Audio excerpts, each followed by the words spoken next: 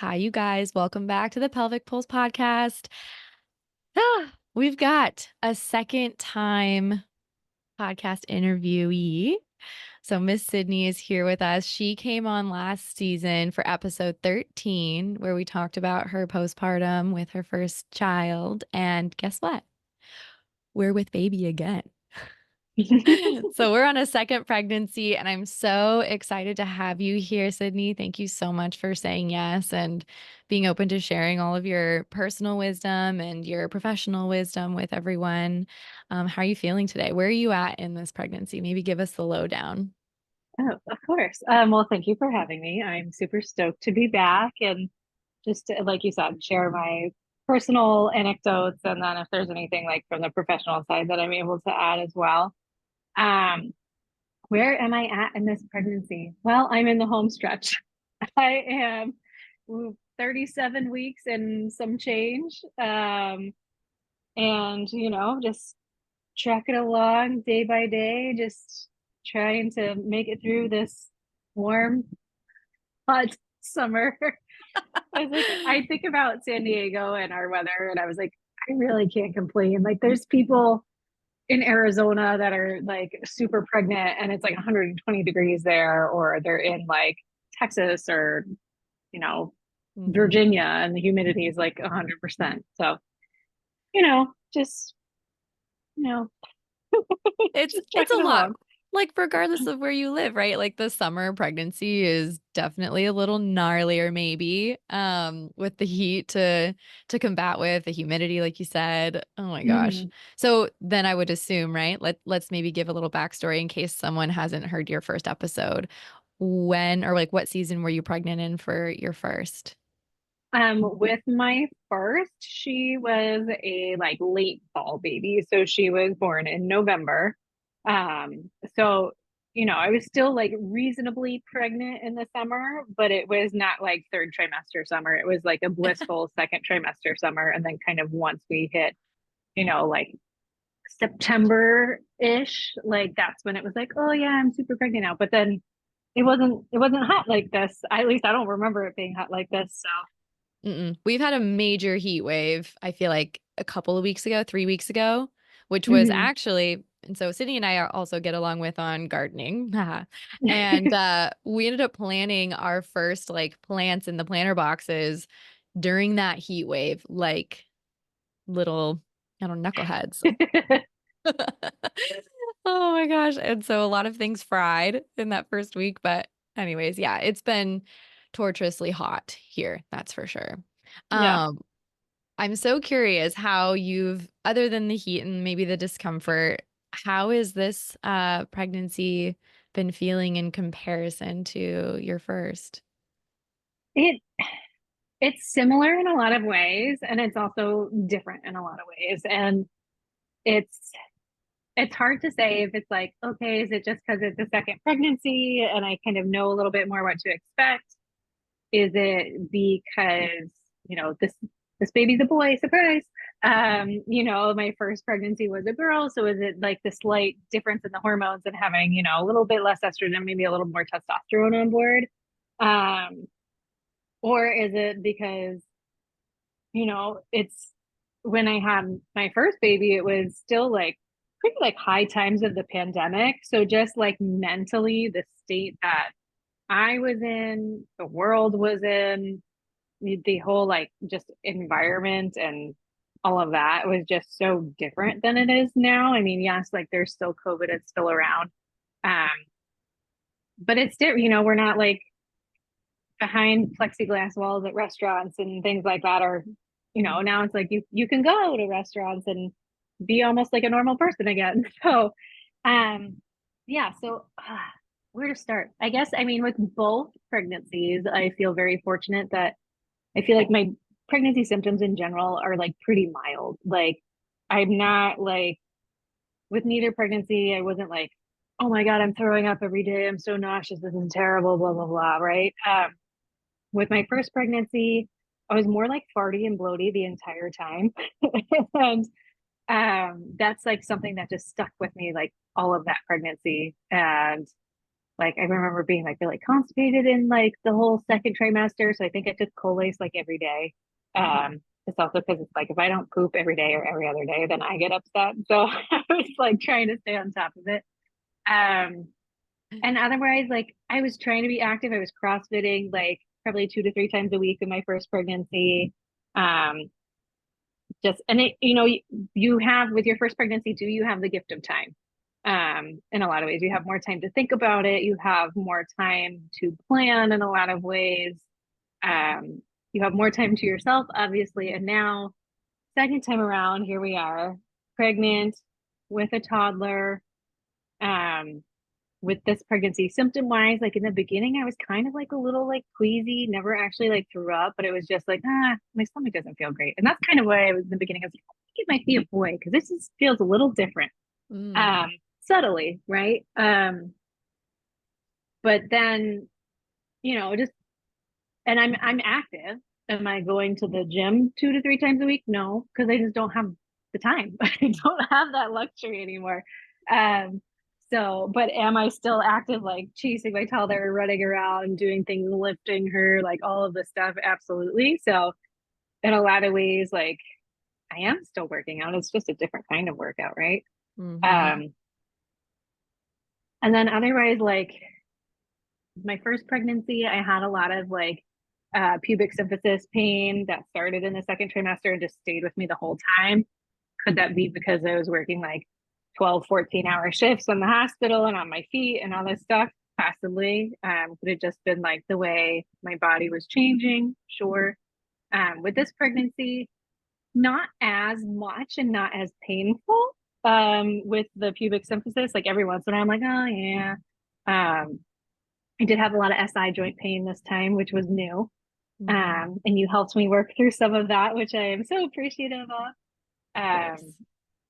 yeah. And I guess like mentally, if we get into like the compare and contrast mentally, and again, like maybe it's the state of the world, maybe it's just second time around, I'm a little better prepared. Like the first pregnancy I felt like was really challenging for me mentally and physically in some ways where like I just felt so uncomfortable in my body and like just I just felt so insecure, and that's something that I never had really like felt about myself before. So I just felt very vulnerable. Mm. Um and so that was really difficult, and I was really uncomfortable with like, sometimes like comments that people would say, and like I don't know, when you're pregnant, people just say things to you and they don't really think about what they're saying or how it affects you or the impact, even if they're coming from like a good place and they're just really excited, you're just like I'm not used to receiving all of this kind of input and attention, right? What Um, would they say? Can oh you my gosh, like it's I mean people still say it now, but I guess maybe I'm just like more prepared for it. But it's just mm. like, oh, you look so pointed. Oh, you're carrying lower. Oh, and blah blah blah. Or like people just reach out and like touch your stomach. And it's kind of like that personal space is just like, oh, okay, like if I wasn't pregnant, are you gonna reach out and like rub my belly? Like, no, because that'd be weird. But somehow it's okay when you're pregnant. Um, but yeah, so it's yeah, and just I don't know, people just say like, just the random like, oh, when I was pregnant, blah blah blah blah blah blah blah blah blah, and they go on with it. And it's like I didn't ask you, but thank you, I guess. Like, and I feel like sometimes maybe they're trying to just relate to you, or I don't know. This time around, definitely feeling a little bit more prepared. I don't feel like physically, yes, it's uncomfortable at this point just because baby is big and where it's sitting and all of that. But yeah, I feel like generally like I feel more confident in my body. I feel more empowered this time around. And again, maybe that's just the second time pregnancy, knowing a little bit what to expect. Like, and I just also, I guess, started embracing it a little bit more. And when people get really excited or want to come, like a lot of people now, like maybe it's, trended over the years, they'll ask, like, they'll like go to reach and they'll be like, oh, can I? And I'm like, yeah, that's fine. Like, so I've gotten better about like that. But again, still there's some people I'm like, oh, okay, hi, thanks. No, thank you. But yeah, I just, again, just in a better place mentally. I don't know. Is it just the state of the world? Is it because I've done this before and I have a little bit more of an idea of what to expect? Um, yeah, I mean, all of the above, I guess. Yeah, thanks for sharing all that because I feel like you can kind of take the pregnancy from number one and then number two and kind of keep them in the bubble. But it's like we are such communicative and like we're human beings, right? We have to have community and the state of the world and your society, the bubble that you live in is like gonna be so impacting on the pregnancy, right? Mhm. And yeah, you're so right to feel like it's all the above. Like we don't know what the combo is essentially, but that's yeah, really, really interesting. And do you feel like because you're saying you feel more prepared, but just to clarify, do you mean that like the first pregnancy and the first birthing experience preparing you for this one, or is there anything else that you're doing or being mindful of for I yourself? mean, yeah, I think for sure it's a little bit of both, right? The first pregnancy, I just kind of was like, all right, we're just gonna wing it and fly by the seat of our pants. Just that's kind of Yeah. how I roll sometimes. Yeah. So, um, and really when it comes down to it, there really is nothing I feel like that can like totally prepare you, and you just have to be open to things happening and changes and things that are out of your control, right? And again, all said and done, like my like delivery and all of that was great. I think overall I had a very great experience and I'm very grateful for it. I don't know that I would have changed anything about it, to be honest. So but going into it this time, so after my first pregnancy, I had like a pelvic floor injury, right? So I ended up with prolapse. I ended up with a little bit of prolapse of everything. So a little bit of uterine prolapse, a little bit of a cystocele or anterior wall prolapse, and a little bit of rectocele, which is the posterior wall prolapse. Um, and it's not really talked about in a lot, in and now I feel like there certainly is much more of an awareness to the pelvic floor and birth injuries, birth traumas, prolapses, all of the things. There's such a bigger community and more resources now. Um, and so when I experienced that after, I was like a month postpartum, and I was aware of prolapse because I do have like a family history of it. My mom, my grandma, aunt, like it's somewhere in our genetics, right? But I just wasn't expecting any of those things to happen until like later down the road. Like, oh, okay, menopause, like blah blah blah blah. Not like, bam, first baby, postpartum. Here you go. Like, what's happening to my body? So in that aspect, like I was not prepared at all for that. To happen at least at that time, and not like I knew what it was, but I didn't. But then I just kind of went with like the doom scrolling. And it's very common among I feel like those in the prolapse community and stuff because I'm a part of a couple of different groups, and it's interesting. Like everyone's like, "Oh my gosh!" Like when we find a good resource, we're also grateful for it. But then it's just a lot of people have that just like sink into like a deep depression or anxiety and just like, oh my gosh, is this my life forever? Am I ever going to feel normal again? Am I going to be able to like run and jump and like go back to my normal activities? Am I all, and it really is mind boggling. And it's quite a terrible place to be in and a terrible feeling, especially when you're like, you just feel so stuck. And then depending on who your providers are and what their recommendations are, I mean, like, kind of runs the whole gamut where some providers are great and super knowledgeable and some are like, oh yeah, sorry. Um, so I felt very grateful because I had reached out to my provider and I kind of knew exactly what was going on. I was like, hey, this is what's going on. Like, can you refer me to pelvic floor PT? Like, let's get and they were like, no problem. So I started with the pelvic floor PT, did not have the greatest experience with the person I was assigned to and like cried every week when I saw them leaving, still feeling incredibly hopeless.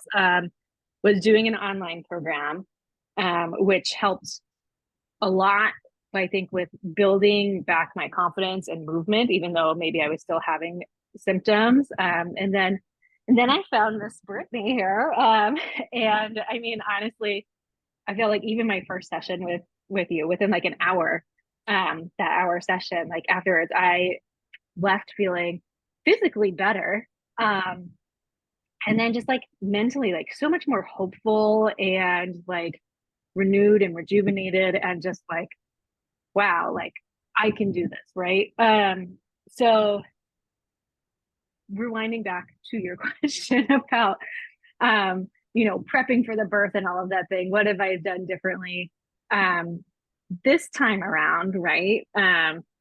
Having the knowledge and more knowledge of the pelvic floor, how my posture, my habits, my just awareness of that area of my body, and doing certain things to help relax parts of my pelvic floor, or knowing, oh, these areas tend to be a little bit tense for me.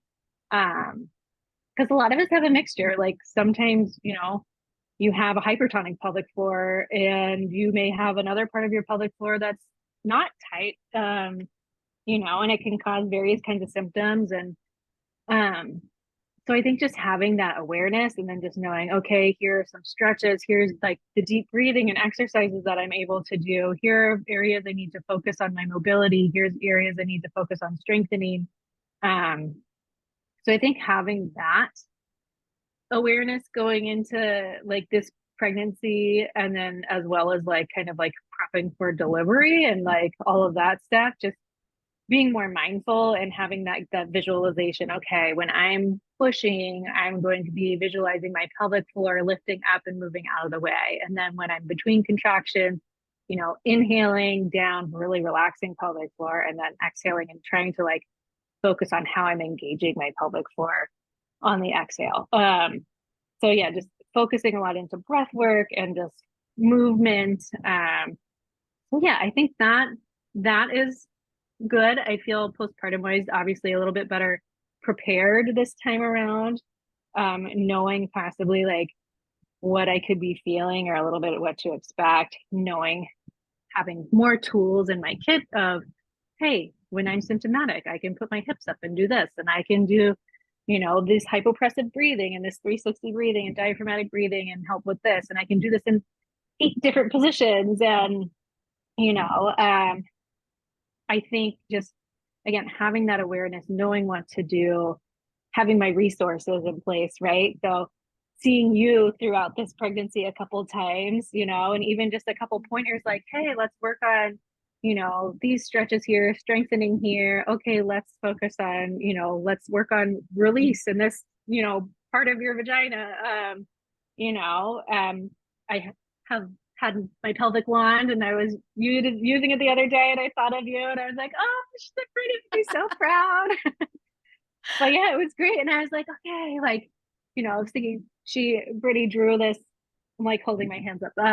This little like diamond diagram with these concentric circles, kind of to map out just areas of the vagina, and like where I had like been holding tension and had some tighter spots, and where to kind of work on the release and everything. So it was really cool just to kind of like, again, have that awareness, breathe into it, be able to like know how to work into those areas. So I think, a little bit more intentional awareness. So hopefully that'll go a long way, and hopefully prep for a better postpartum. Not that my postpartum was awful, but it was rough. Not gonna lie. Right. But I think also having the confidence knowing like, hey, I can get through this. I can get through having like the symptoms of the prolapse. I also know that some of the prolapse with time will resolve and go away. And that's not the case for everyone, unfortunately. I feel I was very lucky that basically like 2 of my 3 pretty much completely resolved. And then 1 was like a reduction in grade. So feel very grateful for that. And I'm hopeful that that would be the case this time, or, it'd be great not to have any. But yeah, so just certainly that, and mentally like, hey, like I can get through this too. Like, cause I was in a very dark place at certain parts of my postpartum journey, especially in that first, probably like 4 to 6 months, and then kind of started to come out of it a little bit around 6 months. Um, but really just like knowing like, hey, like I can do this. And again, kind of coming back to now, like second time around, just feeling empowered and more knowledgeable and just like knowing like I'm a badass. I can do this. I can get through this. And like I have my support, I have my network, and I know how to use them. I feel like the first time around too, I felt very determined. I feel like it's a common first time mom thing because I see it in my patients too, that come in for postpartum appointments and they're, so worked up about stuff, and they have support, but they don't always utilize it because they feel like they have to do everything themselves. And that's very much how I felt the first time around. And was probably like almost like 8 weeks out, maybe 6 to 8 weeks. It was around Christmas. And that's kind of like with my first pregnancy. So after I delivered in November, so then we're fast forward, it's Christmas. And I totally just had like a meltdown. Um, and it was at that point, it was like, okay, like Sydney, you need to utilize your help. Like you have family here, you have such a great network of friends, and like you don't have to do this alone. You don't have to do this yourself. I'm so So curious, like what do you think was stopping you at that point from like reaching out and asking for the help? Like you thought you had to do it alone, or like what did you inquire or like dive into that for yourself a little bit? I feel like it was just to prove to myself that I was like enough. Mm, Because I ended up talking to my actual therapist about it, and I was like, I don't feel like I'm enough. And she's like, well, why do you feel that way? She goes, what is enough? You know, great she's like, question. you're feeding this baby, you're providing for this baby, but that it's also hard too to adjust that like this person needs your constant attention and care 24/7. um and so I think a part of that too, and I just didn't feel like I was doing enough. Mm, And I don't know whether that's like society or just how I am as a person, like wanting to do the most. But yeah, I just felt like I wasn't doing enough. And then so I wanted to do more, and I wanted to do it myself. And I don't know if I was just trying to prove it to myself, prove it to myself, I guess. Yeah. So I think, and I feel like you look around and at some people, and they make pregnancy and postpartum look so easy. mm, And then you have the other end of the stick where you have people that are very real, and they're like, hey, like this is not pretty. Like I'm up all night, I'm not sleeping, I haven't showered in 3 days, my hair is a mess, I smell, I have, spit up on me and all this, like some people are very real with it, and I really very much appreciate them. And I appreciate the super moms too, because I think they have a place and they are doing a lot. Um, but yeah, we really are all super moms. Um, when we think about it, and I super agree. women, super parents, super partners, whatever that may be.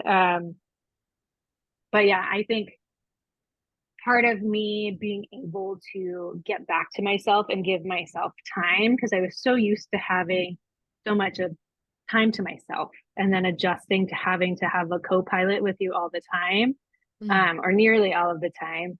That was a huge adjustment. And it's like, okay, well, I really just want to like go to the beach and zone out and be in my zone and like do a couple of exercises. Or I really want to, and like some people are like, okay, I'll just like bring the baby along with me. But I don't know.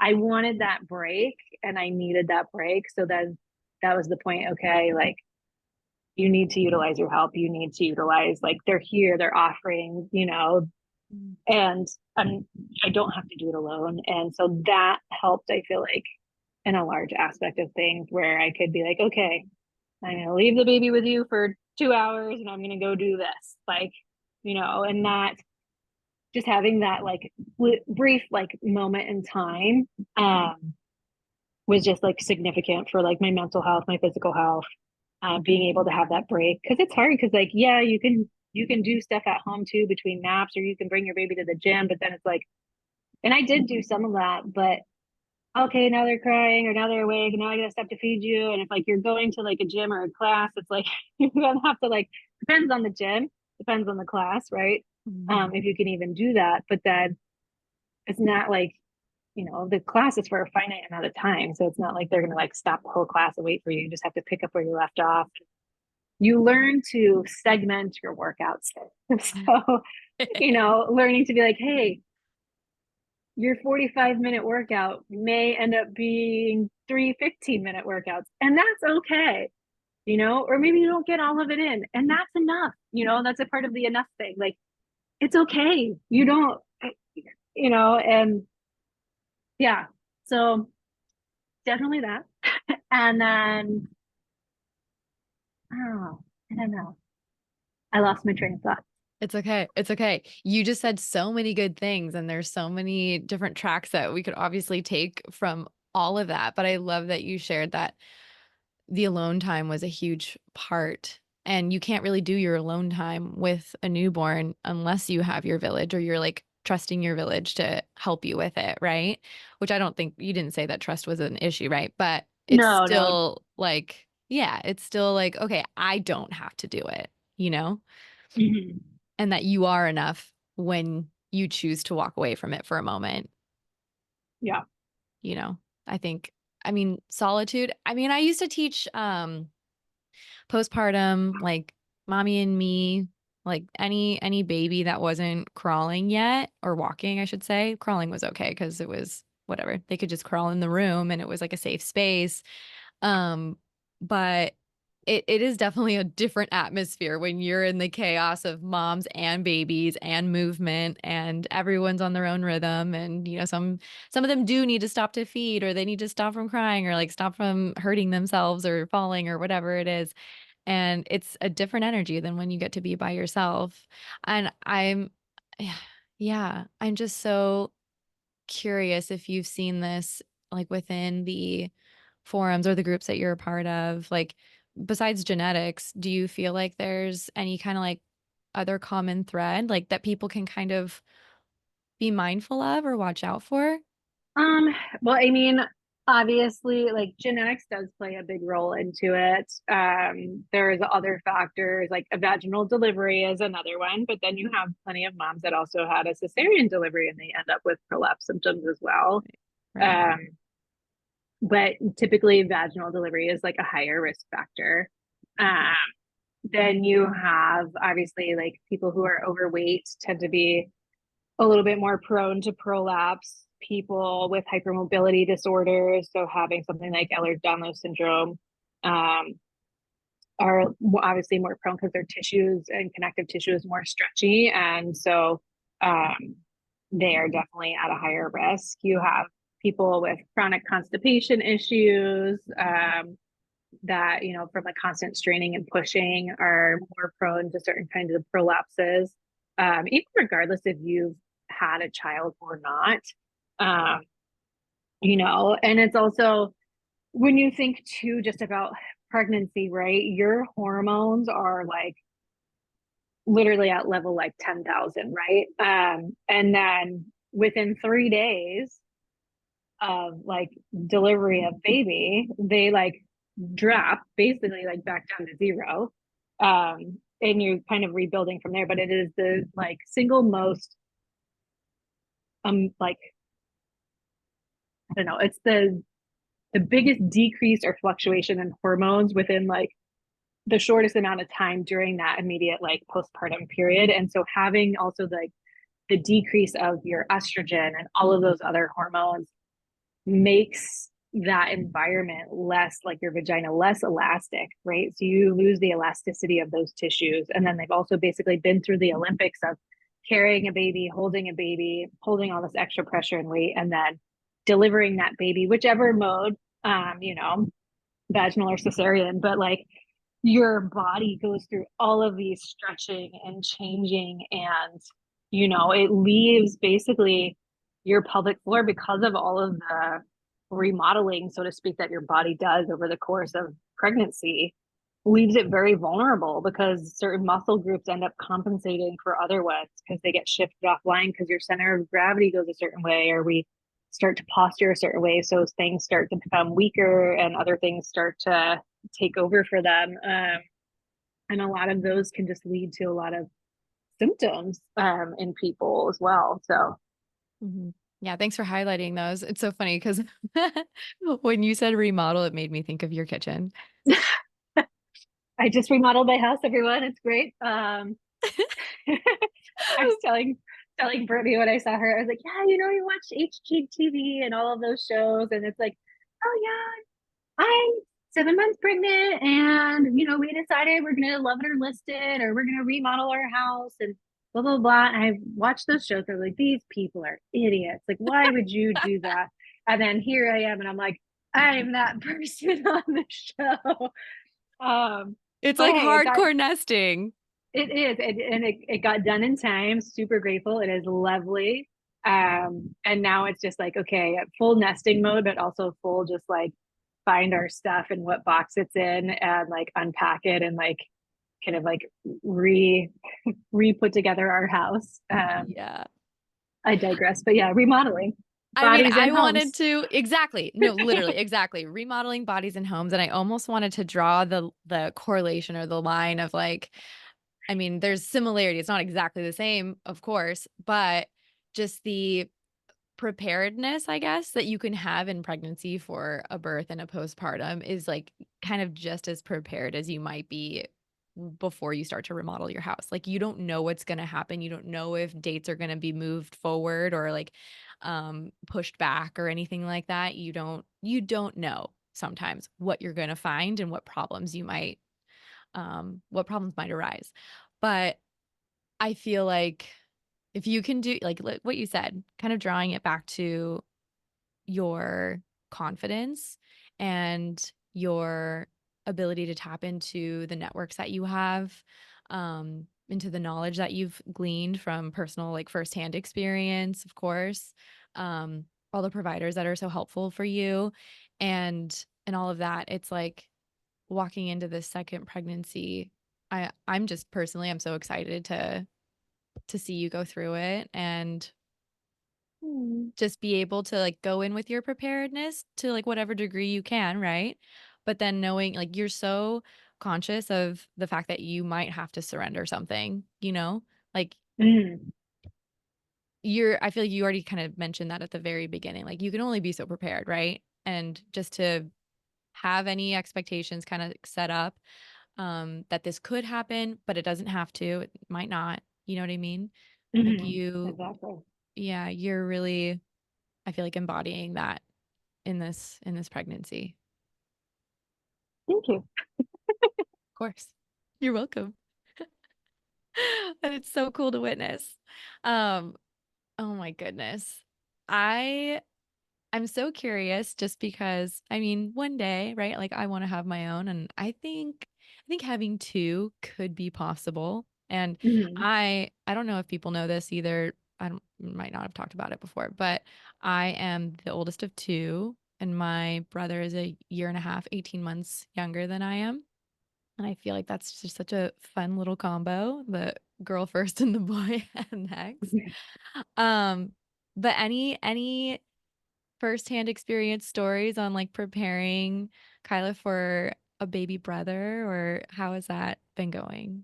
Um, it's been going really well. So I did an early ultrasound with this pregnancy just to kind of like, hey, let's confirm that one, this is a viable pregnancy and we're good, but two, that there's just one.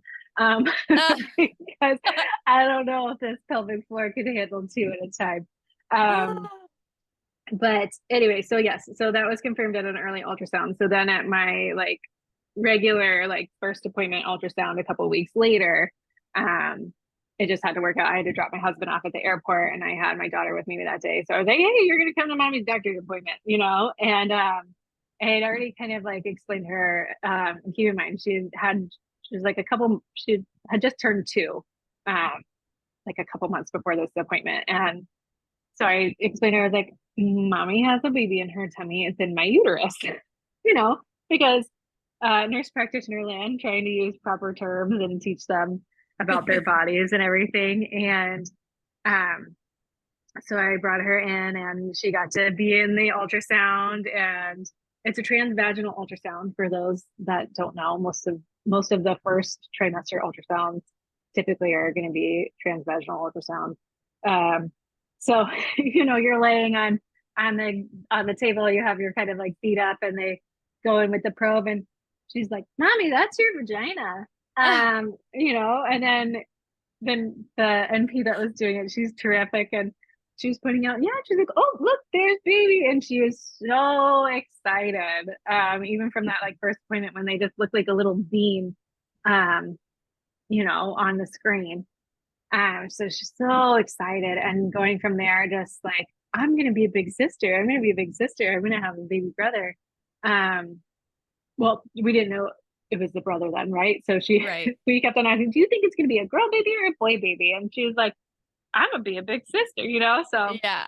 Oh. but then eventually, when we found out, she is so excited, and she's continued to be like super excited throughout this whole pregnancy. She's come to like a couple other appointments with me, so she's got to like listen to baby's heartbeat. I brought her with me last week, so she got to see another like big ultrasound of baby. Wow. You know, we took pictures from like our anatomy scan, and she has one taped to her bed because she wanted a picture of baby brother by her bed. So it's really cute.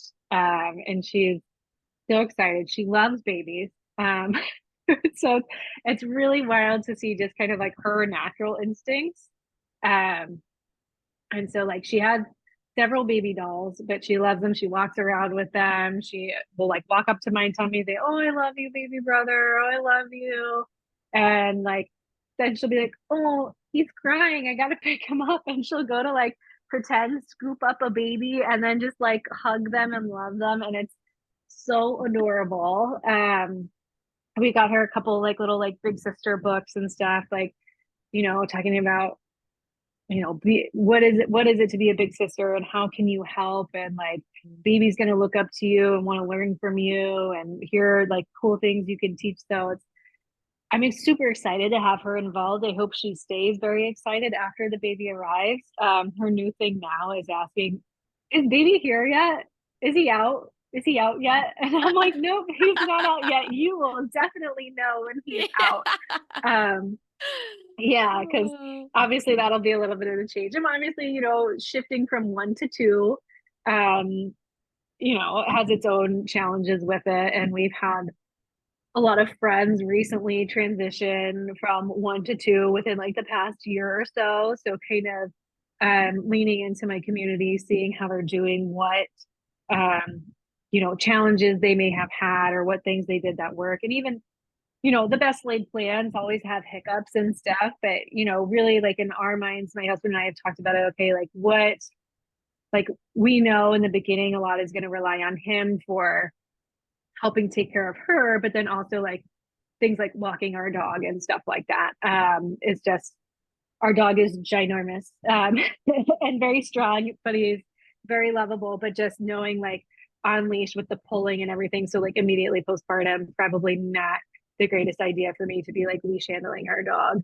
Um, so a lot of that responsibility is going to fall on him. And also, immediately afterwards too, a lot of the demands is on me if I'm going to be like, breastfeeding and having baby waking up and responsible for like feeding and all of that time. But then also knowing that that's going to be kind of like what our lives might be like, but also making the conscious effort, like, hey, like my husband needs to bond with this baby too. So making sure he has time with the baby, but then also like I still want to spend time and devote time and one-on-one time, especially with my daughter, because I feel like that's super important and they still need that attention from you and that time from you. So being able to try and be like, okay, like either making a conscious decision every day to have like certain times that I can devote to her, or like my goal is ultimately to have like a whole day with her, where, like baby can hopefully be with a family member, or someone for like the day. And then I just have like a mommy daughter day, would be ideal. Right. But again, like there's always hiccups with the best laid plans, but that's my hashtag mom goals, I guess. Um, Yeah. I yeah. I So love that. yeah, I think that's so special and like that's so just speaks to the intentionality that you have, right? With all of this. I think that's so amazing that you and your husband are planning all of this and like talking about it beforehand. I feel like not a lot of people really kind of suss that out, I guess. You know what I mean? Um, maybe they do, maybe they don't. I don't know. But I think it's definitely important, right? Just to like, yeah. yeah, have some kind of plan, even if it does have its hiccups in the end. Um, but yeah, that's really, really amazing. I love that you're intentionally wanting to spend that one-on-one time with her, even if it is like one day a year. It's like probably going to be the best day that she remembers having with you, you know? Hopefully more than once a year, girl. Well, totally, totally. But I'm just saying, like, But you yeah, just no, don't know. I agree. I know it's funny. My mother-in-law sent me like an Instagram thing today, and it was, the dad comes home and he asks the mom like, "How was your day?" And the mom has a toddler at home and a baby, although it wasn't like a newborn baby. The baby was probably maybe around like, I don't know, like 6 to 8 months old. Right. And but it just goes through. It shows you like her day and how like she's dealing with toddler meltdowns and dealing with like the baby crying and then the dynamics of the two interacting together and all this stuff. Um, and she says to her husband, she goes, "Well, it was just a normal day."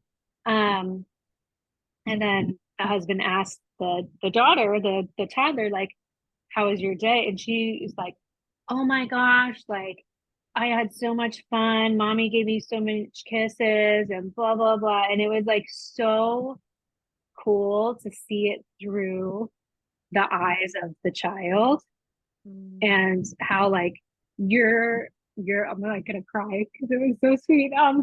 Yeah. But like just your normal day where you can feel so overwhelmed, like is the world to this child. Here we It's like go. it Do the let it words, go. but it was so sweet. It was so sweet.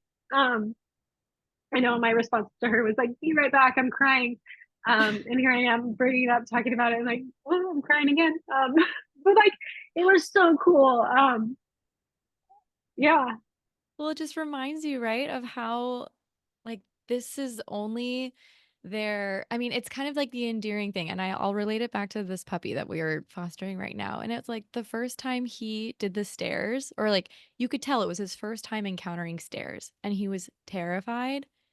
And it's like, oh, it's kind of an everyday thing for us. Like we travel stairs all the time. But then like for this baby or for this puppy, it's just the first time they're encountering anything, something new. And it's like seeing it through their eyes, it's so fresh and it's so like the simplest thing could be like the most rewarding thing for them.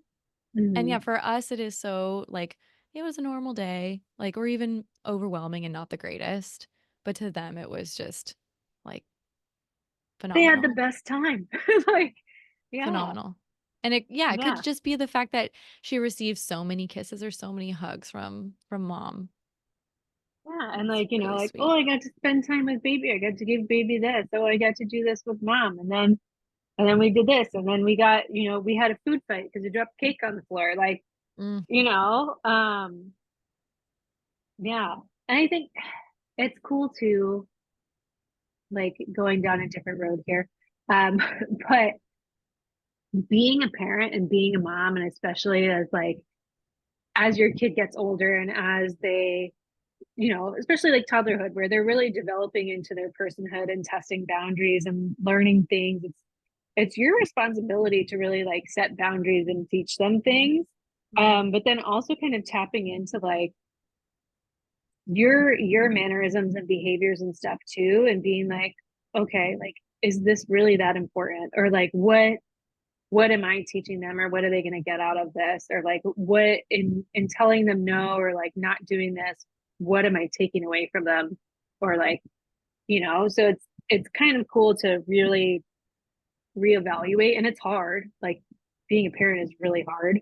But it's really cool because then you get moments like that where they tell you about their day, and it's so cool just to see them like light up and like just they just bring this light into the world. But yeah, just learning also to like let things go and just being like, okay, is this really important to me? Is this really important that I do this now? No. Is this the hill I'm gonna die on? No. So it's like learning to let go.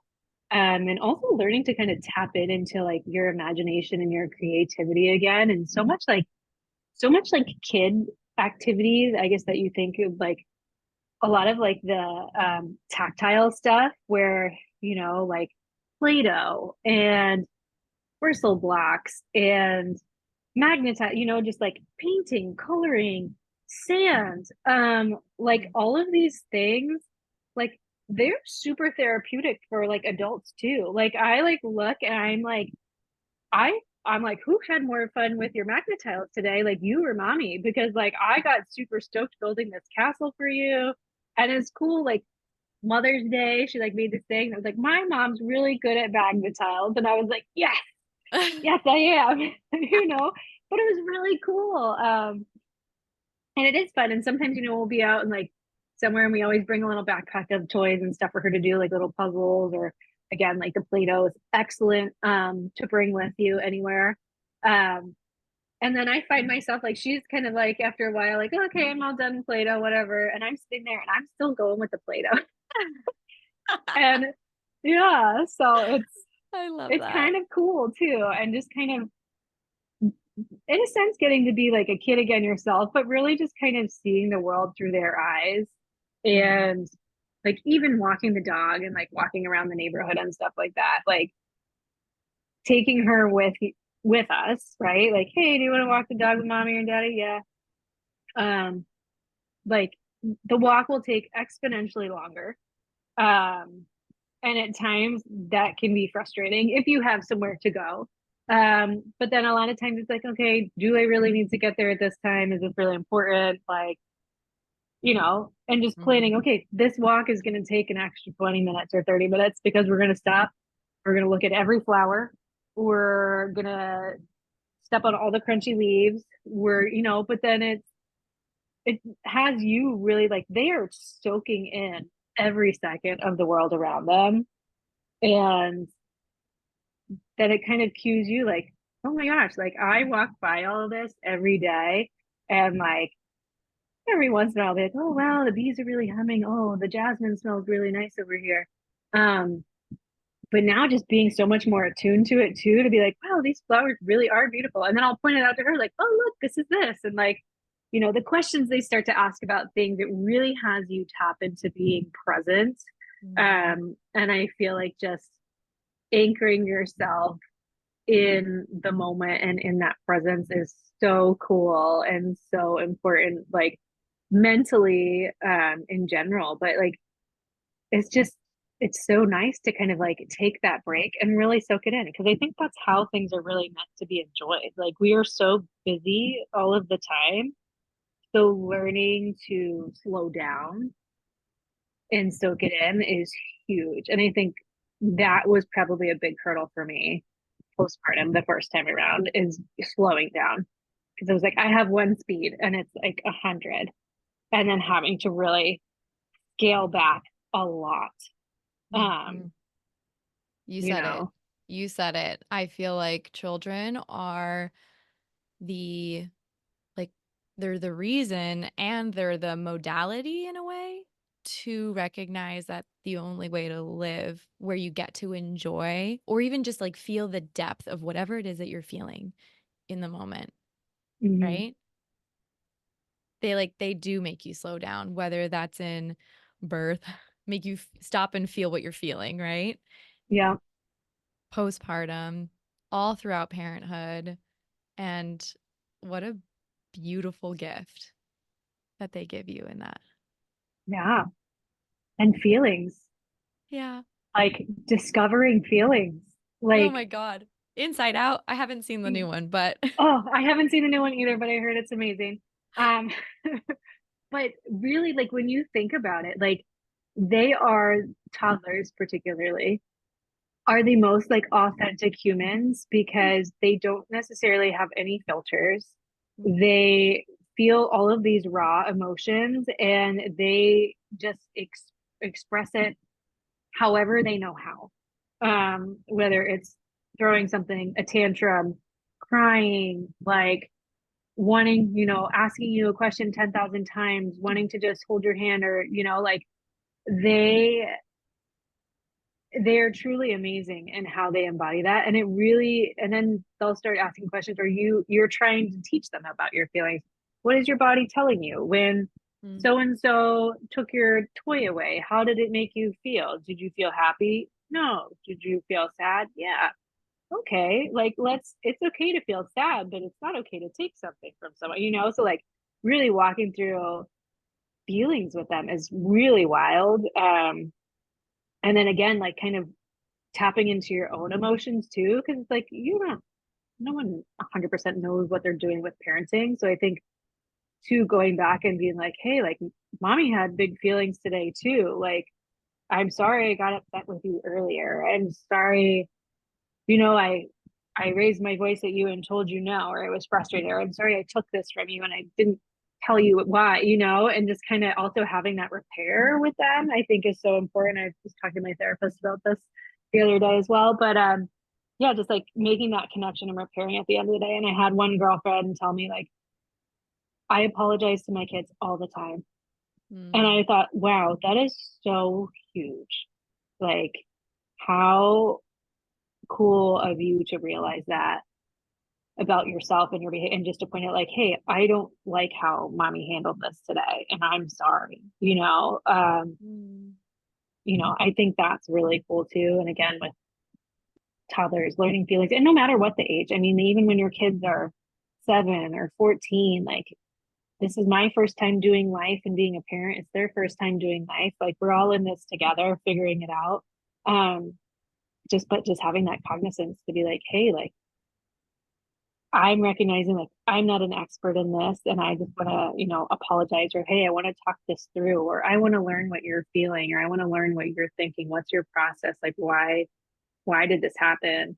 Um, so yeah, that's like another wild aspect of parenting I that's I come mean, up.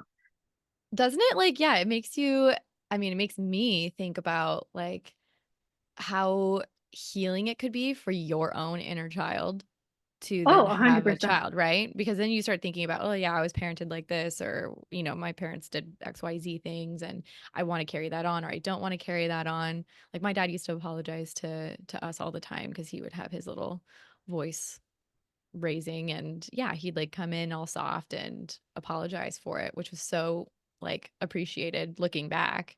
I love that you brought that up. But yeah, just in general, like you get to almost like reprocess everything that comes up, I guess, right? Um, Exactly. yeah, so wild. What a cool experience if you let it be. Yeah. Yeah. No, I mean, it's not perfect. It's a process, right? Yeah, Like I yes. said, we're all doing this for the first time, so we're all learning as we go. But Mhm. it is really cool, challenging, but amazing at the same time. So, Yeah, yeah. Sounds worth it to me. it is. Ah, well, my dear, is there anything else that you'd want to share? I feel like you shared some resources with me before with your first postpartum where we met. And I'll share them again. But if you want to voice that, or if you are wanting to offer yourself as a resource, I think we'd all love to hear that. And I could obviously link everything in the show notes too. Yeah. Obviously, I'm a resource for personal anecdotes. Also, um, from like the professional side, I do work as a nurse practitioner and I do work in the realm of women's health. So, I do see this in my practice. And so I feel like in that aspect too, it also has helped me professionally because I'm able to really relate to a lot of the patients, and what they're going through, and also help provide them resources that weren't necessarily around, before, or now there's just more of an abundance of them. There are so many helpful resources. Again, like my one go-to resource is the postpartum pop PT on Instagram. Yeah, you introduced me And to Margot's page, and I really yeah, appreciate that. yeah, she's amazing. She actually just had her second baby. Mm. And she's been really open throughout her entire pregnancy. She shared her birth story, which is absolutely amazing. And then now through that community, she's having people share their like post pop birth stories. So Yeah. pop being pelvic organ prolapse. Um, that's going to be really cool to see come about. Yeah. And then she has developed like her own program and almost like a support group and all of this stuff for people with prolapse. And it doesn't matter if you are like 60 years old or if you're 23 years old, and what kind of prolapse or what degree of prolapse you have. It's a great resource. It gives, there's forums, support groups, um, there's also like exercise programs that she's put together specifically geared towards prolapse. Her husband recently came out with like an ebook specifically for partners Oh. of those with, which is really cool because I feel like that is also something that's not talked about, is really the stress that it can put on our partners, the strain sometimes that it can put on your relationship, Mm. and all of that. So it's really cool that there's that resource now, That's amazing. that her and her husband have provided. Gosh, other resources. They're not necessarily directed at prolapse, although some of them do touch on it. The Bell Method is Mm-hmm. another one. She's very Pilates based. She's based out of Canada. Another one is Get Mom Strong. I believe she's also Canadian, but she is kind of like more total body workout, but also talks a lot about diastasis recti and some prolapse symptoms as well. Mm-hmm. Expecting and Empowered is another great resource. She has a lot of Perfect. good. She's also a PT and she's a 3-time C-section mama. So she has a lot of good like C-section recovery stuff. She has a lot of fun like reels and little diagrams about like pericare, breastfeeding posture, or like how to properly poop. Like just people are so creative now with social media and how they can share things. Um, and another great resource too is Mama Stay Fit. So like Namaste, but Mama Stay. That's So cute. that's like another great resource too, just for like labor, delivery, some postpartum stuff. As far as like the mental health side, there's the postpartum therapist, there's Postpartum Support International, there's Postpartum Health Alliance. Um, so those are all wonderful resources as well to tap into if you are having any like PMAD. So postpartum like mood and anxiety disorders, or even during pregnancy as well, because a lot of feelings come up. But yeah, so there's a ton of really great resources out there, um, and just Yeah. kind of knowing what to tap into. Thank you for sharing all of those. I'm going to tag each and every one of those in the show notes. And when I post this, I'm probably going to post multiple clips, but I'll post that clip of you rattling off all of those. That's great. And I'm going to tag them all and be like, this chick is just blasting you guys off and it's so good. And everyone needs to know Oh, about him. I feel like that's the weird thing about being in the pelvic health space is like if you're in it, you're in it and you know who these like handles are, you know who these pages are and what they're about generally. But if you're not there yet or you're just getting into it because you're pregnant and you're like wanting to learn, it's like there are so many and you get kind of overwhelmed. But these ones are yeah, the ones that I feel like I follow most of those, I think. Um, if not all. And they are so informative and so helpful. Yeah, even from a practitioner standpoint, right? So, yeah. yeah, so rad. Thank you so much, Sydney, for sharing all of those and for sharing your story. And I'm again so excited for you for this last leg. Thank of the you. pregnancy, of the pregnancy. I know. And then I'll see you a couple weeks postpartum Heck and yes. see how I'm doing. Yeah. Yes. Oh my gosh, I'm So, so excited for you. It's gonna be wonderful. yay. Thank you. Yay. Thank you for having me. And thank you for being a part of my journey as well. So, Thank you for letting me be a part of it. Oh my gosh. Such an mm, honor. Yay. mm. I'm gonna stop the recording.